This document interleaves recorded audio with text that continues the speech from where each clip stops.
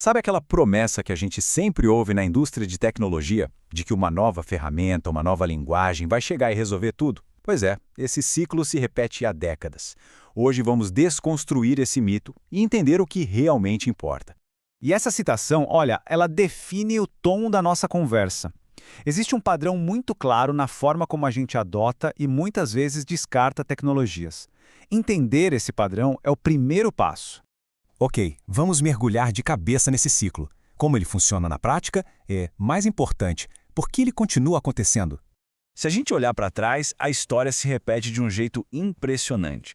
Nos anos 80, a promessa era que COBOL e Smalltalk tornariam programadores quase desnecessários. Nos anos 90, XML e SOA seriam a solução definitiva para a integração. Chegaram os anos 2000 e NoSQL e microserviços acabariam com os problemas de escala. E mais recentemente, Kubernetes e Low-Code vieram para simplificar tudo. A promessa é sempre grandiosa, mas os problemas de fundo, esses continuam aí, só mudam de nome. E aqui está o pulo do gato. O problema raramente é a tecnologia em si. Muitas dessas ferramentas são ou foram fantásticas. A questão é que, na maioria das vezes, o diagnóstico do problema estava completamente errado desde o início. Então, se a tecnologia não é a grande vilã da história, onde é que mora o verdadeiro problema?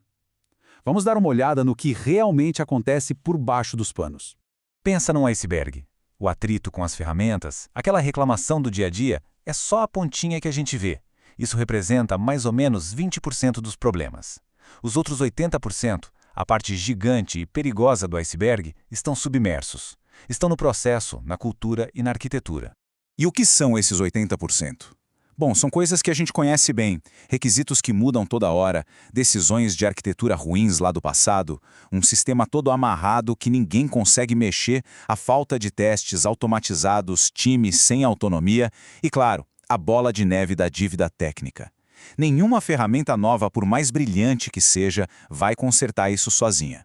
E é aqui que a confusão acontece. A gente olha para o sintoma e acha que é a doença. A queixa é, nossa linguagem é lenta, quando o problema real é, a gente não tem testes. Ou, esse framework é complicado, mas na verdade a arquitetura é o nosso cego. O clássico, o deploy é um pesadelo, muitas vezes esconde os times nem se falam direito. O Docker é um exemplo perfeito. Ele foi genial ao resolver o famoso "mais na minha máquina funciona". Só que, em troca, ele trouxe um universo inteiro de nova complexidade. Orquestração, redes, gerenciamento de volumes, segurança, resolveu um problema pontual e criou outros, sistêmicos. Mas agora a gente chega no coração da questão. Enquanto as tecnologias vêm e vão, existe um conjunto de princípios de engenharia que são sólidos como rocha. Eles são os mesmos há mais de 40 anos. E é aqui que está a verdadeira sabedoria. São estes 5: coesão e acoplamento, feedback rápido, clareza de requisitos, simplicidade estrutural e comunicação humana. Eles são a base de qualquer software bem-sucedido e duradouro. Não importa a tecnologia do momento. Vamos passar por cada um deles. Primeiro, coesão e acoplamento. Pense nisso como a física do software. Coesão alta significa que partes relacionadas do código ficam juntas. Acoplamento baixo significa que partes não relacionadas são independentes. Um sistema com essas características é flexível, ele consegue evoluir sem quebrar. Segunda, feedback rápido. É a capacidade de saber quase que instantaneamente se uma mudança quebrou alguma coisa. E a forma mais eficaz de conseguir isso é com testes automatizados, rápidos e confiáveis. É o que nos dá confiança para evoluir o sistema sem medo.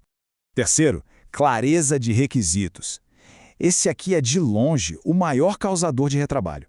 Se o objetivo não está claro para todo mundo, não adianta ter o código mais limpo e elegante do mundo. Será uma solução perfeita para o problema errado e vai ter que ser feita de novo.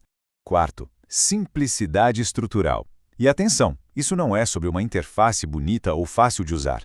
É sobre uma simplicidade profunda na arquitetura do sistema. Um design onde cada componente tem uma responsabilidade clara e faz uma coisa bem feita. É algo extremamente valioso e, honestamente, muito difícil de manter com o tempo. E por último, o quinto princípio, comunicação humana. A gente não pode esquecer que software é feito por pessoas. A forma como as equipes se comunicam e se organizam se reflete diretamente na arquitetura do software. A lei de Cohen não é uma teoria, é uma observação da realidade. Sistemas espelham a estrutura de comunicação da organização que os criou. Certo. Com esses 5 princípios em mente, como a gente deveria pensar sobre a tecnologia então? Se ela não é a bala de prata, qual é o seu verdadeiro papel? A gente pode ver de 2 formas. O mito é enxergar a tecnologia como a solução, um substituto para os bons e velhos fundamentos. A realidade é vê-la como uma alavanca. Para um time que já tem uma base sólida, uma boa ferramenta amplifica o que eles já fazem bem. Mas para um time com problemas de base, ela só serve para adiar as conversas difíceis. E a linha de fundo é esta. Se o problema está no processo, mudar a linguagem de programação é só fazer barulho. Aplicar uma ferramenta nova a um processo quebrado não conserta o processo, só cria um processo quebrado com uma ferramenta nova. Essa frase final resume tudo de forma brilhante. A tecnologia é passageira. Os princípios de engenharia são duradouros. A verdadeira sabedoria está em saber diferenciar uma coisa da outra para não passar anos usando as melhores ferramentas para resolver os problemas errados. E isso nos deixa com essa pergunta para refletir. Será que estamos focados em resolver os problemas certos ou estamos apenas ficando mais eficientes em atacar os sintomas, os problemas errados? A verdadeira inovação talvez não esteja na próxima grande tecnologia, mas em ficar melhor em diagnosticar o problema real.